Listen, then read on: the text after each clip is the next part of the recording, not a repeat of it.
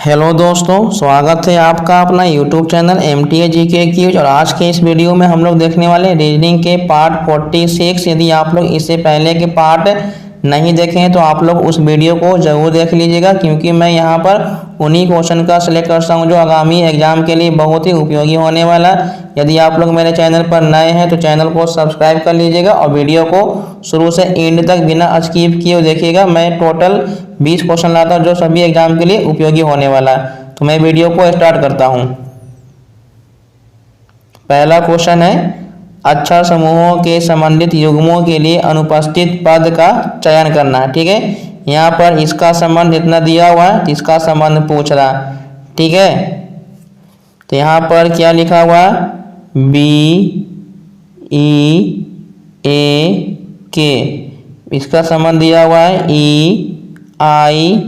EIFQ, ये दिया हुआ है। तो मैं आपसे एक रिक्वेस्ट करना चाहता हूँ, यदि आप लोग अल्फ़ाबेट वाले नंबर सीरीज बनाना चाहते हैं आसानी से, तो A से लेके Z तक सभी अल्फ़ाबेट के नंबर याद कर लीजिए और सभी अल्फ़ाबेट के अपोजिट लेटर भी याद कर लीजिएगा। ठीक है, B का कोड होता है 2, E का कोड होता है 5, A का कोड होता है 1, K का कोड होता है 11, उसी प्रकार से E का कोड होता है 5 और I का कोड होता है 9, F का कोड होता है 6 और Q का कोड होता है 17। तो नंबर लिखने से क्या होता है, हमें साफ साफ नज़र आ जाता है कि 2 में कितना ऐड किया गया है। तो यहाँ पर 3 ऐड किया गया है, पहले 3 ऐड किया गया है, उसके बाद ये 5 से 9 हो यानी इसमें 4 ऐड हुआ है। कितना ऐड हुआ है, 4 ऐड हुआ है। उसके बाद ये 1 से 6 हुआ, इसका मतलब कि प्लस 5 ऐड हुआ है। फिर 11 में 6 ऐड करेंगे तब जाके हमको 17 आएगा, यानी हमको एक सीरीज मिल गया कि +3 +4 +5 और +6 करना है। यानी हमको इस नंबर को पैटर्न हमको मालूम चल गया कि 3 4 5 6 हमें जोड़ना है। तो आपको क्या लिखा हुआ है, सेल, SAIL, सेल है।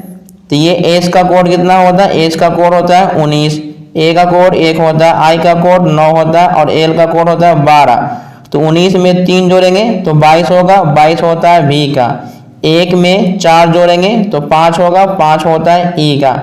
9 में 4 जोड़ेंगे, 9 में 5 जोड़ना। ठीक है, 9 में 5 जोड़ना है तो 9 5 14, 14 होता है एन का।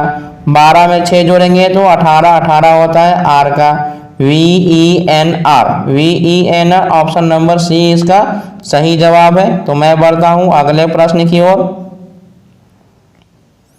क्वेश्चन नंबर 2, नीचे दिए गए विकल्पों में से संबंधित अक्षरों का चयन करना। ठीक है, यहाँ पर आपको दिया हुआ है VMR, इसका संबंध क्या दिया हुआ आपको, ZIS। तो V का कोड कितना होता है, V का कोड होता है 22। मैं हमेशा आप लोगों को बोलता हूँ, क्या बोलता हूँ कि नंबर आपको याद करना है। M का कोड होता है 13, R का कोड होता है 18। ठीक है, उसी प्रकार से Z का कोड होता है 26 और I का कोड होता है 9 और H का कोड होता है 19। अब देखिए ये 22 है और ये 26 है, तो 22 और 4 26, यानी 4 ऐड हुआ है।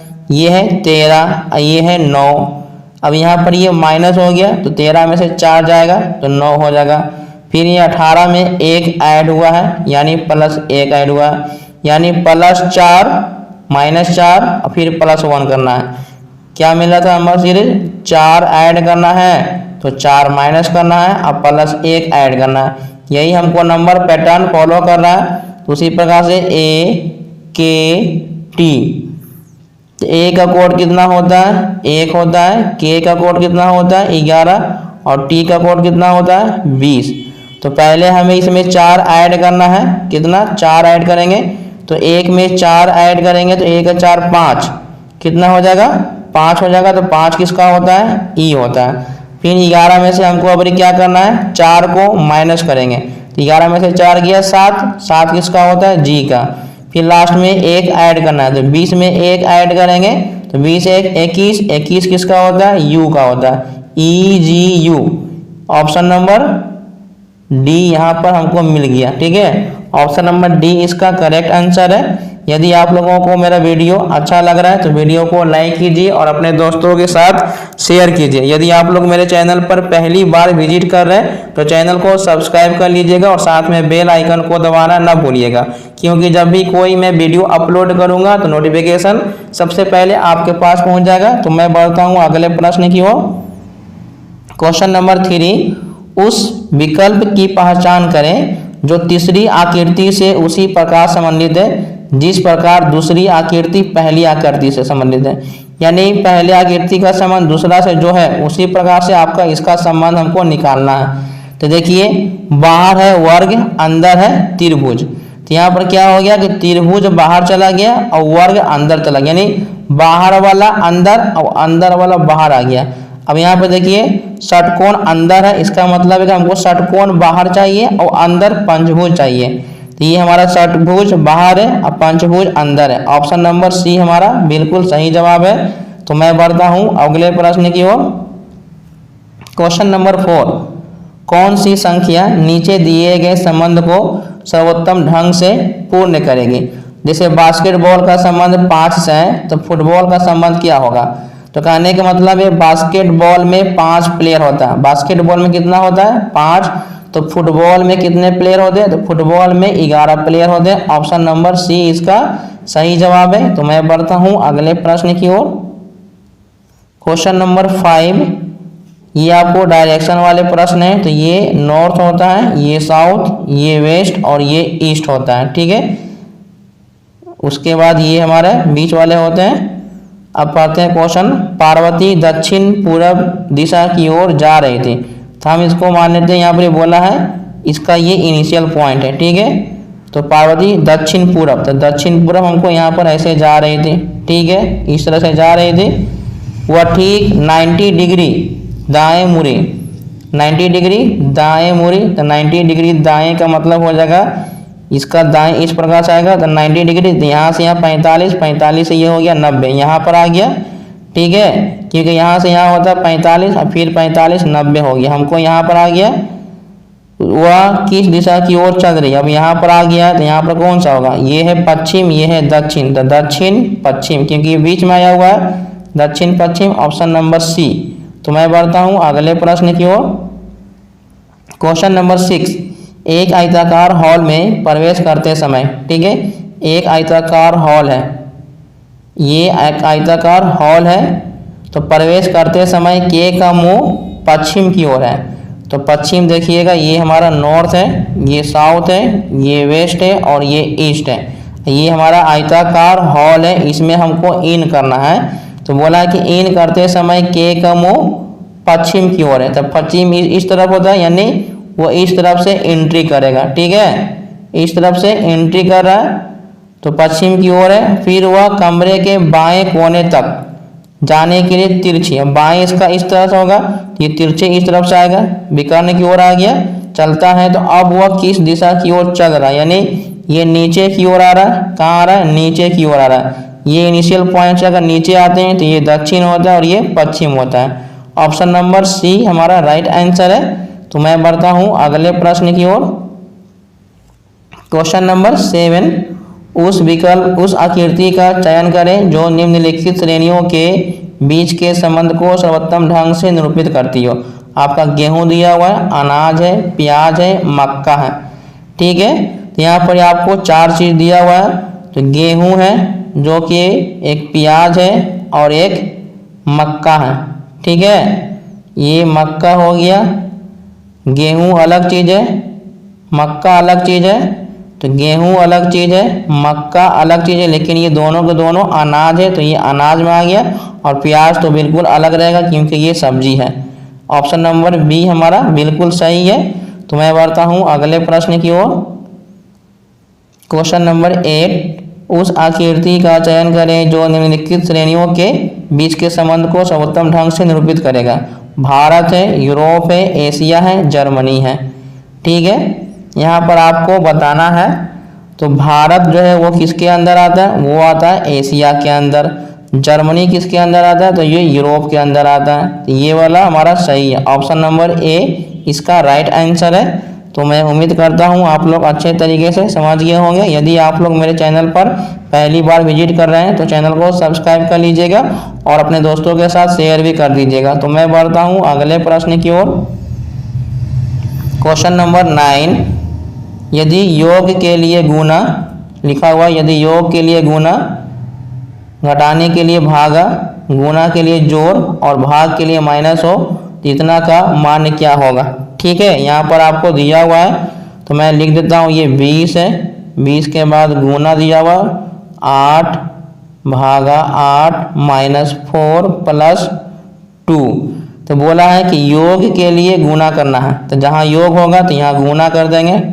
उसके बाद घटाने के लिए भाग है तो यहाँ पर ये भाग हो जाएगा, ये 4 और जोड़ का ये हो गया, भागा के हो गया ना, योग के लिए गुना, घटाने के लिए भागा और गुना के लिए जोड़। जहाँ पर गुना होगा वहाँ पर जोड़, यहाँ पर जोड़ हो गया, ये 20 और ये 8 और भाग के लिए माइनस, तो यहाँ माइनस कर देते हैं और ये 8 हो गया, ये भागा है। ठीक है, तो ये 20 और 8 जोड़ेंगे तो कितना होगा 28 माइनस 4 से भाग देंगे तो कितना होगा 2 और 2 में 2 से गुना करेंगे तो 4, 28 में से 4 गया 24।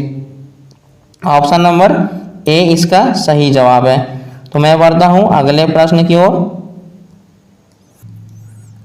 नेक्स्ट क्वेश्चन नंबर 10, प्रतीकों के उपयुक्त सेट का चयन करना है। जैसे यहाँ पर आपको नंबर दिया हुआ है 44, फिर यहाँ पर खाली होके फिर 4 है, फिर खाली होके 7 है, फिर खाली होके 5 है। आपको टोटल 82 लाना है। यहाँ पर आपको 4 ऑप्शन दिया हुआ है, आप चारों ऑप्शन का यूज करके इसे सॉल्व कर सकते हैं। तो पहले अगर इसको गुना यहाँ लेते हैं, फिर यहाँ माइनस लेते हैं, फिर भागा लेते हैं, तो यहाँ पर अगर भागा लेंगे तो ये तो होगा नहीं, इसका मतलब कि ये बिल्कुल गलत हो गया। तो सबसे पहले हमको भागा देखना कहाँ पर है। अगर भागा यहाँ पर, यानी भागा यहाँ पर आएगा तो किसी में नहीं लगेगा, यहाँ भी नहीं लगेगा, तो हम सीधे ऑप्शन डी उठाते हैं। ठीक है, ये 44 है, यहाँ पर भागा कर दिए 4, फिर गुने 7 अब प्लस 5 कर दिए। इसको भाग देंगे तो ये 11 बार में, 11 में 7 से गुना करेंगे तो 77, अब 5 जोड़ेंगे तो कितना आ रहा है 82 आ जा रहा है। इसका मतलब है कि हमें option number D correct answer है। तो मैं उम्मीद करता हूँ आप समझ गए होंगे। तो मैं बढ़ता हूँ अगले प्रश्न की ओर। क्वेश्चन नंबर 11, दिए गए वेन आरेख के अनुसार कक्षा में कुल छात्रों की संख्या कितनी है। ठीक है, कुल छात्रों की संख्या आपको बताना है। ये आपको 4 चीज दिया हुआ डायग्राम में, तो कुल बोला है यानी यहाँ पर कितना छात्र है, तो जितना भी नंबर दिया हुआ सबको आपको जोड़ देना है। 10 और 8 18, 18 और 9, 18 9 कितना हो जाएगा 18 9 27 हो गया, कितना हो गया 27, 7 6 13, 13 1 14, 14 2 16, 16 4 20, 20 से 5 25, 25 से 3 28, 28 से 6 34। तो 34 को हम इसमें जोड़ देते हैं तो 7 4 11, 3 2 5, 5 3 2 5 हो गया, 5 1 6, 61 आ गया, यानी 61 तो ऑप्शन में है नहीं। तो फिर से इसको जोड़ेंगे, कहीं ना कहीं गलत हो गया होगा। ठीक है, पहले हम ये 10 और 8 18, 18 हो गया, 18 और 2 20 और 7 27 हमको मिल गया, ये 27 ठीक है। अब यहाँ जोड़ दें 1 और 2 3, 3 और 7 10, 10 और 3 13, 13 और 4 17, 17 3 20 और 3 23, 23 और 5 28, 28 आएगा, गलत जोड़ा गया था। ठीक है, 8 7 15, 2 2 4 1 5, 55 आ जाएगा, यानी टोटल छात्रों की संख्या है 55। ऑप्शन नंबर बी इसका सही जवाब है। तो मैं बढ़ता हूँ अगले प्रश्न की ओर। क्वेश्चन नंबर 12, दी गई आकृति में वृत्त जो है वो दार्शनिक यानी द फॉर दार्शनिक को निरूपित करता है तथा त्रिभुज वैज्ञानिक को, तो वह से वैज्ञानिक हो गया। और वर्ग जो है ये किसको निरूपित करता है, वर्ग निरूपित करता है संगीतकारों का, तो ये स हो जाएगा, संगीतकार हो गया। तो पूछ रहा कौन सा क्षेत्र उन व्यक्तियों को निरूपित करता है जो दार्शनिक है, दार्शनिक और संगीतकार है, संगीतकार भी है लेकिन वैज्ञानिक नहीं है, मतलब कि हमको ये वाला पार्ट नहीं चाहिए।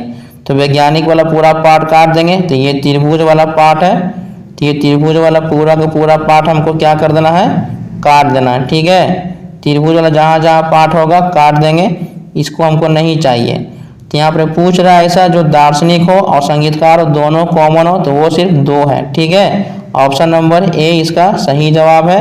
तो मैं उम्मीद करता हूँ आप लोग समझ गए होंगे। तो मैं बढ़ता हूँ अगले प्रश्न की ओर। क्वेश्चन नंबर 13, इसमें आपको कथन और निष्कर्ष दिया हुआ है। तो मैं आप लोगों को हर एक वीडियो में 3 कॉन्सेप्ट बताता हूँ, और तीनों कॉन्सेप्ट यदि आप लोग समझ जाते हैं तो आप कोई भी कथन और निष्कर्ष को वेन डायग्राम के माध्यम से सॉल्व कर सकते हैं।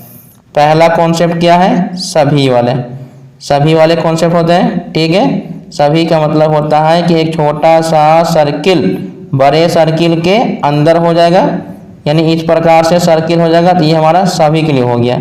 दूसरा कथन क्या होता है, दूसरा कथन होता है कोई नहीं वाला क्या होता है, इसमें एक सर्किल दूसरे सर्किल से बिल्कुल के बिल्कुल अलग रहते हैं।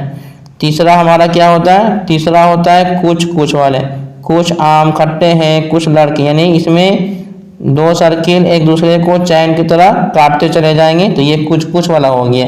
ये सभी है, ये कोई नहीं, और ये कुछ वाला है। तो मैं उम्मीद करता हूँ आप तीनों कॉन्सेप्ट को समझ गए होंगे। तो अब मैं क्वेश्चन को सॉल्व करता हूँ। सॉल्व करने से मैं आपको एक बात बोलना चाहता हूँ कि यदि आप लोग मेरे चैनल पर नए हैं तो चैनल को सब्सक्राइब कर लीजिएगा। ठीक है, पहला कथन है कुछ मुंबई दिल्ली है। कुछ वाला इस प्रकार से बनता है। ठीक है, कुछ जैसी आ गया मतलब कि डायग्राम ऐसे बन जाएगा। तो ये M फॉर मुंबई और D फॉर दिल्ली।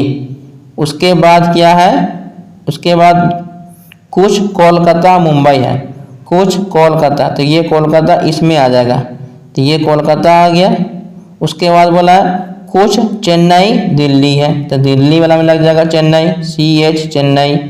ठीक है, जिसमें बोलेगा जैसे पहला है कुछ मुंबई दिल्ली है, तो मुंबई दिल्ली, कोलकाता मुंबई तो इसको काट देगा, दिल्ली चेन्नई है तो इसको काट देगा। ठीक है, तो अब यहाँ पर पहला निष्कर्ष है सभी कोलकाता चेन्नई है। तो सभी वाला इसमें कोई भी डायग्राम नहीं बना, सभी में हमेशा इस प्रकार से होता है, जैसा कोई भी निष्कर्ष नहीं है, ये गलत है। कोई चेन्नई कोलकाता नहीं है, चेन्नई यहाँ पर है कोलकाता यहाँ पर है, नहीं है, यानी पहला हमारा बिल्कुल सही है। दूसरा तो केवल 2 सही है, ऑप्शन नंबर बी इसका सही जवाब है। तो मैं बढ़ता हूँ अगले प्रश्न की ओर। क्वेश्चन नंबर 14, ये भी आपका कथन और निष्कर्ष है। अभी आपको मैंने पिछले क्वेश्चन में कॉन्सेप्ट बताया, उसके बाद मैंने प्रश्न को भी सॉल्व किया है। तो आप लोग पहले वीडियो को पॉज कीजिए और खुद से बनाने की कोशिश कीजिए, और अपना आंसर हमें कमेंट बॉक्स में जरूर भेजिएगा। कुछ वाला बोला है कुछ हैट कैप है, यानी कुछ वाला बोल देगा तो डायग्राम मेरा इस प्रकार से बन जाएगा। तो ये हैट है और ये कैप है। ठीक है, कुछ कैप चटाई है, तो ये कैप वाला में चटाई हो जाएगा, CH चटाई। अब पढ़ते हैं निष्कर्ष। कुछ कैप हैट है, ये कैप है और ये हैट है, बिल्कुल सही है, यहाँ पर मिला हुआ ये सही है। कुछ चटाई कैप है, ये चटाई है और ये कैप है, ये भी दोनों एक दूसरे को टच किया हुआ, इसका मतलब ये भी सही है। मेरा दोनों निष्कर्ष सही है, ऑप्शन नंबर डी इसका राइट आंसर है। तो मैं उम्मीद करता हूँ आप समझ गए। तो मैं बढ़ता हूँ अगले प्रश्न की ओर। क्वेश्चन नंबर 15, निम्नलिखित जानकारी को ध्यान से पढ़ें और नीचे दिए गए प्रश्न का उत्तर दें। 8 दोस्त P, Q, R, S, T, U, V और W एक मीटिंग के लिए एक वृत्ताकार मेज के चारों ओर केंद्राभिमुख होकर बैठे हुए हैं। P, V के दाईं ओर, यानी यहाँ पर आपको सीटिंग अरेंजमेंट दिया हुआ है। ठीक है, यहाँ पर आपको सीटिंग अरेंजमेंट दिया हुआ है। केंद्राभिमुख का मतलब होता है केंद्र की ओर मुँह करके बैठा हुआ है। तो यहाँ पर ध्यान से बनाना है। सर्किल पहले एक बना लेते हैं। ठीक है, क्या करते हैं, सर्किल बना लेते हैं। इसमें कितने दोस्त हैं, टोटल 8 हैं। तो 1 2 3 4 5 6 7 8, सभी के सभी केंद्र की ओर मुँह करके बैठे हुए हैं। तो सबको केंद्र की ओर मुँह करके बना देते हैं। ठीक है, यहाँ पर एक पॉइंट दे दिए, केंद्र दे दिए। तो क्वेश्चन में हमेशा याद रखिएगा कि हमेशा हम उसी वर्ड को चुनेंगे जो आपको 100% दिया हुआ है। तो पहला लिखा हुआ है P भी के दाईं ओर दूसरे स्थान पर बैठा हुआ है। तो ये अगर भी है तो भी का दाईं ओर इस प्रकार होगा और भी का ये लेफ्ट साइड हो जाएगा, ये राइट साइड हो जाएगा। तो P भी के दाईं ओर दूसरे पर, तो ये पहला हो गया, ये दूसरा हो गया, ठीक है। तो यहाँ पर ही हमारा P बैठ जाएगा, दूसरे स्थान पर बैठा हुआ है जो Q के दाईं ओर से, जो Q के दाईं ओर से तीसरे स्थान पर बैठा हुआ है, ठीक है। जो क्या लिखा हुआ, Q के दाईं ओर से तीसरे स्थान पर बैठा हुआ है। तो जो किसके लिए होता है, वो भी के लिए होता है। तो भी के दाईं ओर तीसरे स्थान पर होना चाहिए। जो किसके लिए होता है, वो नज़दीक के लिए होता है। तो ये भी के दाईं ओर यानी Q के दाईं ओर तीसरे स्थान पर बैठा होना चाहिए। तो ये 1 2 3 यानी ये हमारा Q हो जाएगा। Q के दाईं ओर तीसरे स्थान पर भी हो गया। उसके बाद दिया हुआ है S U के बाईं ओर से दूसरे स्थान पर बैठा हुआ है। S U के बाईं ओर से दूसरे स्थान पर बैठा हुआ है जो V और P के बीच में है।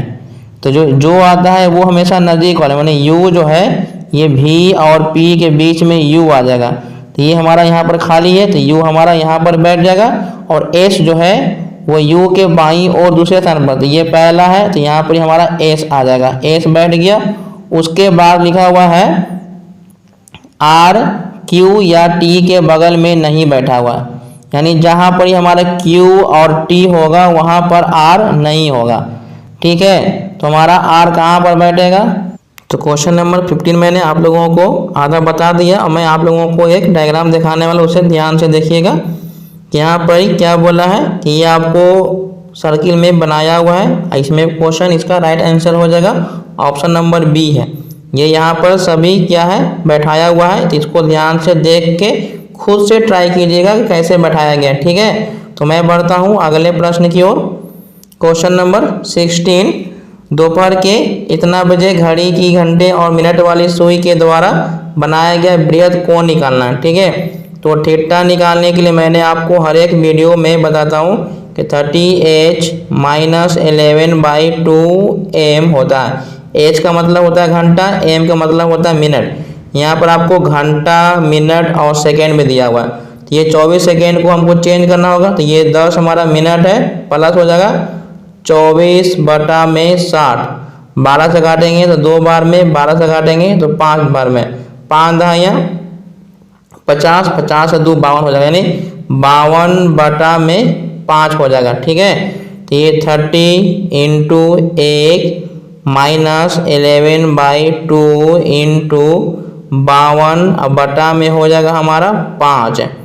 तो ये 2 से काटेंगे तो ये 26 बार में हो जाएगा, ठीक है। ये 30 में 1 से गुना करेंगे तो 30 ही रहेगा। 30 में 1 से गुना करने पर 30, ऊपर हमारा 11 × 26 था और नीचे हमारा कितना बचा हुआ है, सिर्फ 5 बचा हुआ था, ठीक है। तो हम इसको गुना कर देंगे। 11 में 26 से गुना करेंगे तो 286 / 5 आएगा। अब हम 286 में 5 से डिवाइड देंगे तो कितना आएगा, 25 25, यहाँ से 3 आएगा, 5 7 35, 5 दूनी 10, यानी 57.2 आएगा। 30 में से हमको माइनस करना है 57.2, तो हम इसमें से 30 माइनस कर लेंगे तो कितना आएगा, 2 7, 5 में से 3 गया 2, यानी ये हमारा छोटा कोण निकला। लेकिन बृहद कोण का मतलब होता है बड़ा। तो हमको आया है 27.2, तो हम 360 में से 27.2 माइनस कर लेंगे तो 10 में से 2 जाएगा 8 हो जाएगा, 9 में से 7 जाएगा 2 हो जाएगा, 5 में से 2 जाएगा 3 और ये 3, 332.8। ऑप्शन नंबर ए इसका सही जवाब है। तो मैं बढ़ता हूँ अगले प्रश्न की ओर। क्वेश्चन नंबर 17, वर्ष 2020 का कैलेंडर कौन से वर्ष के समान होगा। तो यहाँ पर आप लोग ध्यान दीजिएगा कि जब भी आपको समान वाला कैलेंडर पूछेगा तो ये कब होगा, ठीक है। जब आपका लीप ईयर दिया रहेगा, ठीक है, लीप ईयर दिया रहेगा तो लीप ईयर हमेशा 28 वर्ष बाद रिपीट होता है। लेकिन यदि आपका नॉन लीप ईयर है तो ये आपको 6 वर्ष बाद होगा या तो 11 वर्ष बाद होगा। यही दोनों में से कोई रिपीट करेगा, ठीक है। लेकिन लीप ईयर हमेशा 28 वर्ष के बाद ही होता है, 28 वर्ष यानी 28 का मल्टीपल होगा, ठीक है। तो यहाँ पर हमको ये कैलेंडर लीप ईयर है कि नॉन लीप ईयर हम कैसे करेंगे, तो इसके लास्ट का 2 डिजिट लेंगे और इसको हम 4 से डिवाइड करेंगे। अगर ये 4 से पूरा पूरा कट गया तो हमारा लीप ईयर होगा। ये पूरा क्या हो गया, कट गया, इसका मतलब है कि ये हमारा लीप ईयर है। तो हम 2020 में कितना जोड़ेंगे, 2020 में जोड़ेंगे 28, तो जोड़ेंगे तो ये 8 हो गया, 2 2 4 हो गया, 0 यानी 2048 ऑप्शन में है ही नहीं। इसका मतलब कि 28 वर्ष इसमें हम और जोड़ेंगे, ठीक है। 28 दूनी 56 जोड़ेंगे क्योंकि 28 का मल्टीपल चाहिए। तो ये 6 5 2 7 0 2 यानी 276 हमको ऑप्शन में है। ऑप्शन नंबर बी इसका करेक्ट आंसर है। यदि आप लोग मेरे चैनल पर पहली बार विजिट कर रहे हैं तो चैनल को सब्सक्राइब कर लीजिएगा। तो मैं बढ़ता हूं अगले प्रश्न की ओर। क्वेश्चन नंबर 18, यदि 31 दिसंबर 2005 को शनिवार था तो 31 दिसंबर 2009 को सप्ताह का कौन सा दिन होगा। तो यहाँ पर आपको पहले तो मंथ कोड याद रखना होगा। क्या याद करना होगा, मंथ कोड। एक होता है मेरा सिंपल ईयर, तो सिंपल ईयर के लिए कोड क्या होता है, 144 025 036 और 146। सिंपल ईयर का मतलब साधारण वर्ष। एक होता है लीप ईयर, ठीक है। लीप ईयर में सिर्फ आपको जनवरी और फरवरी का कोड याद रखना, बाकी सब सेम रहता है। तो ये हमारा मंथ कोड हो गया। क्या हो गया, मंथ कोड। याद रखिएगा हमेशा, ये आपका क्या हो गया, मंथ कोड हो गया।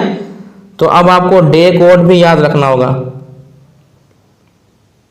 डे कोड में क्या होता है कि जब किसी संख्या में 7 से भाग देने पर अगर आपको अगर शेष 1 बचेगा तो ये संडे होगा, 2 बचेगा तो मंडे, 3 बचेगा तो ट्यूसडे और 4 बचेगा तो वेडनेसडे, 5 बचेगा तो थर्सडे और 6 बचेगा तो फ्राइडे। अगर शेषफल आपको 0 बच रहा है तो ये आपको सैटरडे हो जाएगा।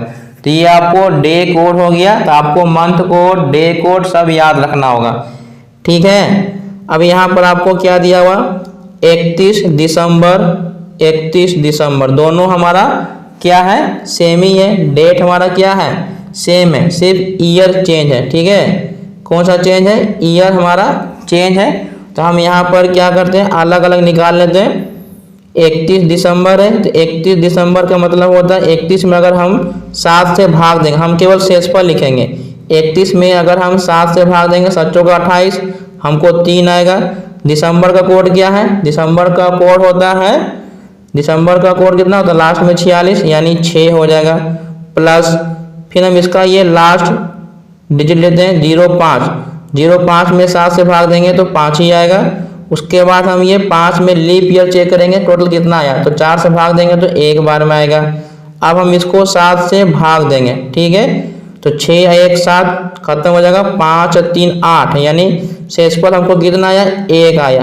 कितना आया, 1 आया। और 2000 का जब कोड यानी 2000 ईस्वी में रहता है तो पूरा शेषफल बचने के बाद लास्ट में हम 1 माइनस करेंगे। तो 1 माइनस करने पर कितना आ जाएगा, 0 आ जाएगा। याद रखिएगा, जब आपको ईयर 2000 में रहेगा तो पूरा सॉल्व करने के बाद आपको जो शेषफल आएगा लास्ट में 1 माइनस करेंगे तो हमको आ गया 0। और 0 किसका कोड होता है, शनिवार का। तो शनिवार बिल्कुल सही है। अब हम चेक करने वाले आगे, ये 31 है तो 7 से भाग देंगे, 7 का 28 यानी 3 बचा। दिसंबर का कोड हमारा 6 है, ये लास्ट डिजिट का 9 में 7 से भाग देंगे तो कितना शेषफल बचेगा, 2 शेषफल बचेगा। और 9 में 4 से भाग देंगे तो 2 आएगा, 4 दूनी 8 यानी 2 लीप ईयर हो गया। अब हमको 7 से भाग देना, 2 2 4 4 3 7, हमको बच गया शेषफल 6। अब 6 में से हम 1 माइनस करेंगे क्योंकि फाइनल रिमाइंडर में से 1 माइनस करेंगे तो 5। तो 5 किसका होता है, 5 होता है थर्सडे यानी बृहस्पतिवार का होता है, यानी गुरुवार। ऑप्शन नंबर बी इसका राइट आंसर है। तो मैं उम्मीद करता हूँ आप लोग समझ गए होंगे। तो मैं बढ़ता हूँ अगले प्रश्न की ओर।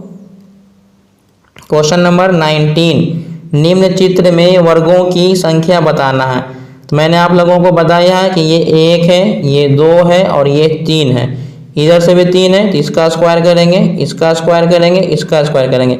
1 का स्क्वायर 1, 2 का स्क्वायर 4 और 3 का स्क्वायर 9। 9 4 13 1 14 ऐसे हो जाएगा। ये बीच में हमारा 5 5 10 और 5 15, क्योंकि जब भी एक वर्ग को ऐसे बांटेंगे तो ये टोटल 5 होगा। तो 3 है तो 15 इसमें जोड़ देंगे, 5 4 9 1 1 2, टोटल 29 हो जाएगा। ऑप्शन नंबर सी इसका राइट आंसर है। तो मैं बढ़ता हूँ अगले प्रश्न की ओर। क्वेश्चन नंबर 20, इसमें भी आपको वर्ग के निकालना है, वर्गों की संख्या। तो आप लोग खुद से ट्राई कीजिए। 1 2 3 4, इधर से भी 4 है, उधर से भी, यानी इधर भी 4 है, ऐसे भी 4 है। तो क्या करते हैं, स्क्वायर करेंगे। 1 का स्क्वायर 1, 2 का स्क्वायर 4, 3 का स्क्वायर 9 और 4 का स्क्वायर 16। 16 4 20, 20 1 21 और 9 30 हो गया। और ये हमारे एक अंदर है तो ये 5 हो गया। 30 और 5 35। ऑप्शन नंबर ए इसका राइट आंसर है। तो मैं उम्मीद करता हूँ आप लोग सारे कॉन्सेप्ट को समझ गए होंगे और वीडियो को शुरू से लास्ट तक देखने के लिए बहुत बहुत धन्यवाद। यदि आप लोग मेरे चैनल पर पहली बार विजिट कर रहे हैं तो चैनल को सब्सक्राइब कर लीजिएगा। तो थैंक्स फॉर वॉचिंग।